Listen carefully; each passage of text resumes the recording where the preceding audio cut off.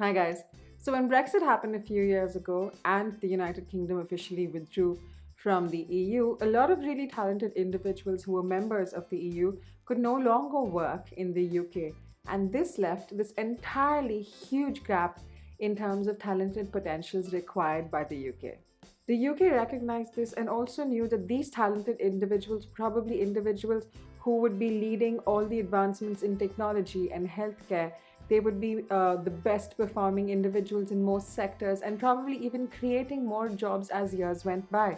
And the UK realized that they had to fill this huge gap. And it was to fill this exact gap that this visa, the one that we're discussing today, was actually created. So if you're looking to move to the UK, this is actually good news because this visa that the UK just announced allows individuals from across the globe to move to the UK to live and work in the UK without a job sponsorship. And this visa is called the High Potential Individual Route. So the High Potential Individual Visa is a visa that allows graduates from the top universities across the world to live and work in the UK without any job sponsorship. The visa scheme opens on the 30th of May 2022 and its main intention is to attract the top talent from across the world because, like you know, the UK is facing a huge shortage. So it's basically going to be open to people who have completed their graduation, their post-graduation and their postdoctoral degrees from the top 50 universities from across the world. And something you will need to keep in mind is that this list will only include institutions that are outside the UK. Now, these are typically institutions which fall under one of these three lists: the Times Higher Education World University Ranking, the QS World University Rankings, or the Academic Ranking of the World Universities.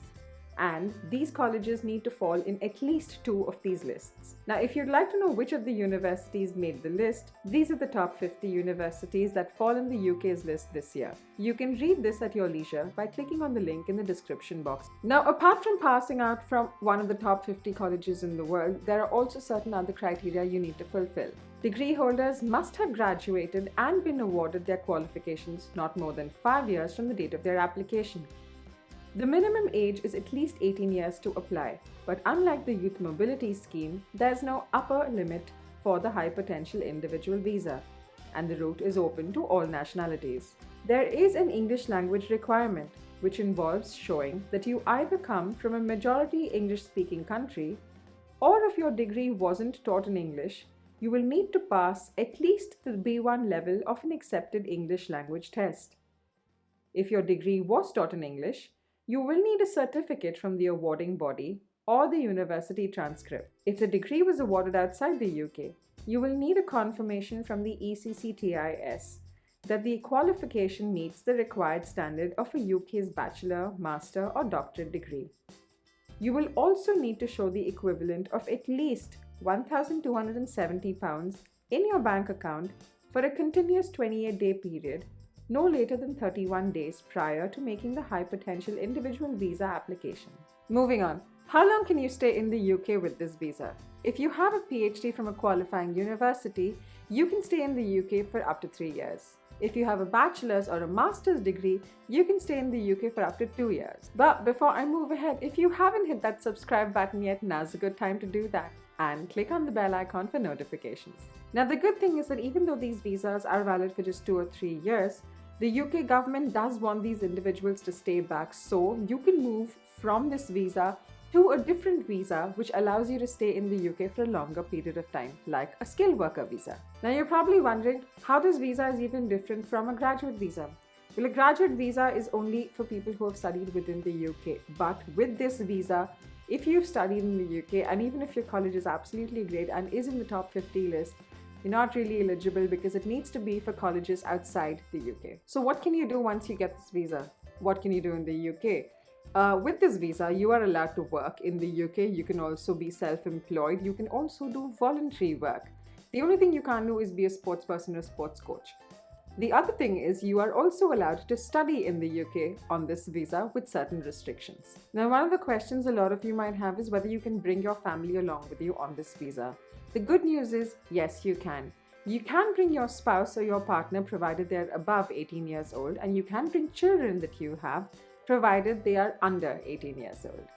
Now, what happens if you have a partner and not a spouse? Well, you are allowed to bring your partner as well, even if it's not your spouse, provided you've been in the same relationship for the past 2 years and it is an actual genuine relationship. One of the most important questions that most people have regarding visas is whether this visa allows you to stay indefinitely in the UK. Well, on this specific visa, you can't stay indefinitely in the UK, but the good news is that you are allowed to move to a different visa that does allow you to apply for an ILR.